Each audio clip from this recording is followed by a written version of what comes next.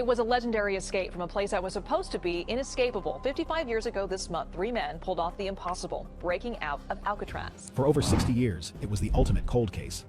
Three men vanished from Alcatraz and are never seen again. No bodies, no proof, just theories, rumors, and a trail that went ice cold. But now, in a shocking twist no one saw coming, that trail has erupted back into the headlines. In 2025, investigators made a discovery so unexpected, it forced authorities to break their silence. These prisoners are gone. How could these prisoners have escaped this super security prison? The Alcatraz escape mystery is finally solved, and what they found changes everything we thought we knew. Was it a tragic failure, or something far more disturbing? Get ready for the revelation that stunned the world. The night of the escape. It was just after lights out on June 11, 1962, when the sound of silence fell over the cold concrete corridors of Alcatraz. Guards paced as usual, their boots echoing off metal bars and stone walls, unaware that something historic was unfolding in the shadows. Cell 138, 139, and 140 looked perfectly ordinary, each with a sleeping inmate tucked under blankets. But those weren't real heads resting on pillows.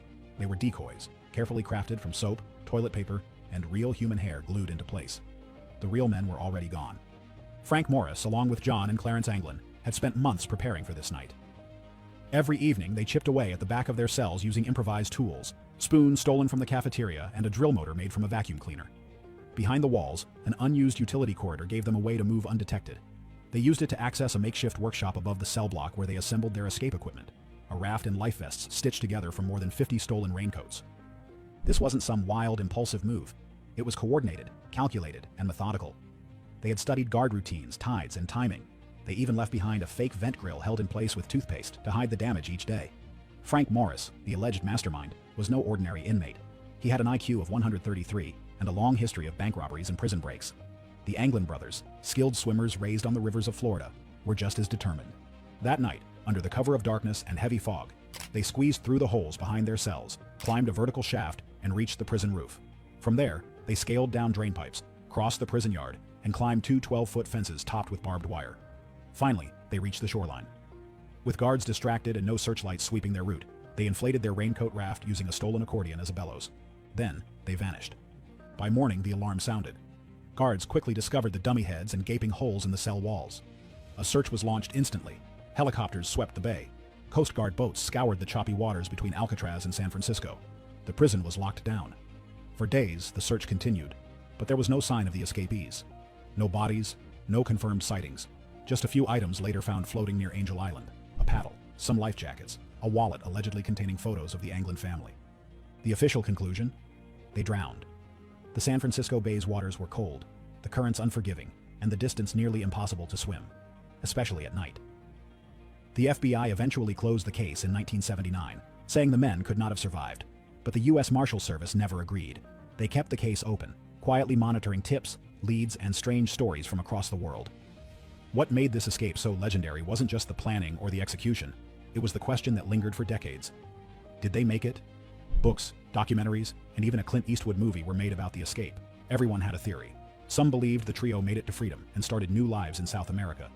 Others were convinced they perished in the water just feet from the shore. For over 60 years, that question remained unanswered.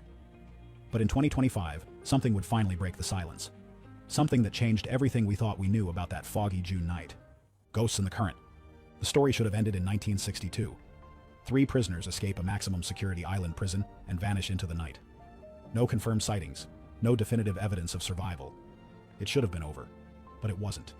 Because almost as soon as the FBI declared them dead, the trail started to whisper, faint echoes of movement from beyond the bay. In 1963, a Brazilian newspaper reported a sighting of 2 American men who resembled the Anglin brothers, traveling through rural farms. The story didn't gain much traction, just another tabloid rumor. But then came the postcards. Around Christmas, the Anglin family received unsigned cards. They were postmarked, but had no return address. The handwriting was eerily similar to Clarence's. No one could prove it, but no one could disprove it either. Then there were the flowers. Every Mother's Day, for over 2 decades, red roses appeared at the grave of the Anglin brothers' mother in Florida. Always anonymous. The family didn't ask questions. They believed. They claimed that Clarence and John had survived, and that they were living in Brazil under assumed names. To them, the escape was successful. The silence wasn't proof of death, it was part of the plan. In the 1970s, things got stranger. A family friend came forward with a photograph allegedly taken in 1975.